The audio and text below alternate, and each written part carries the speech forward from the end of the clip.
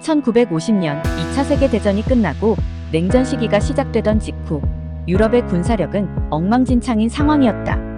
그동안 전후 복구 때문에 경황이 없었던 영국은 만재 배수량 26,000톤의 이글급 항공모함을 만들었다. 2차 세계대전 이후로 항공모함의 필요성이 대두되었던 시기로 이때 개발된 각국의 항공모함이 여러 대 있었다. 영국의 영원한 라이벌 프랑스는 이 소식을 듣고 위기감과 경쟁심을 느꼈는지 미국의 마셜 플랜 자금을 탈탈 털어서 만재 배수량 35,000톤의 클레망소급 항공모함을 만들었다. 영국보다 배수량이 만 톤이나 더 큰 항공모함을 만들어 승리에 도취되어 있던 것도 잠시 미국은 보란듯이 만재 배수량 45,000톤의 미드웨이급 항공모함을 만들었다. 여기에 프랑스는 6만 톤급으로 응수하려고 했으나 이 당시 알제리와 같은 식민지들이 독립을 하던 시기였고 식민지에서 나오는 자금줄이 끊기면서 항공모함을 만들 돈이 부족했다. 시간이 흘러 골치 아팠던 식민지 문제도 어느덧 해결되어 가던 1960년대 프랑스는 다시 슈퍼캐리어급 항공모함을 만들려 했는데 이때 무려 11만 4천 톤 니미츠급 핵항공모함을 미국에서 만들었다.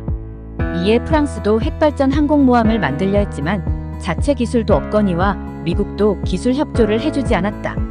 그러자 자국의 15,000톤급 핵잠수함에 쓰이던 원자로를 가져다 최소한 45,000톤급 이상은 돼야 하는 항공모함에 쓰자고 했던 것이다. 그렇게 의욕만 앞섰던 프랑스는 핵항모 만들 기술력도 없으면서 무리하게 강행하여 장장 20년 동안 죽을 쑤다가 결국 완성하게 된다. 그렇게 완성된 핵항모는 첫 항해를 하던 기쁜 날 방사능 수치가 무려 4배나 높게 유출되며 승조원들이 대거 피폭되었고 항구에 다시 박혀 선체 절단 후 원자로를 교체하게 된다. 그리고 그 와중에 방사능 유출을 막기 위해 차폐 시설을 2중 3중으로 추가하여 결국 5,000톤이나 더 무거워지고 만다. 그 결과 5,000톤만큼 보급품과 무기를 못 싣게 되었고 그 기간 동안 항공기술이 발전해서 조기경보기 같은 대형 비행기들이 활주로가 짧아 샤를드골 항공모함에 착륙하기 어려웠다. 다시 항구에 처박혀지고 활주로는 현대 기체에 맞게 4m 더 늘려진다.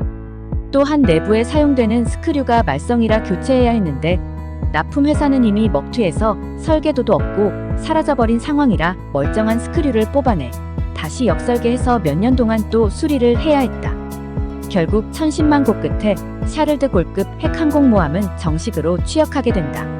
하지만 방사능 문제로 차폐 시설을 추가 설치하여 5,000톤치만큼 물자를 더 싣지 못했던 프랑스의 핵항모는 기본 6개월 이상 해상에서 작전 수행을 했던 미국의 핵항모와는 다르게 2주마다 항구로 돌아가야 했다는 웃지 못할 에피소드이다.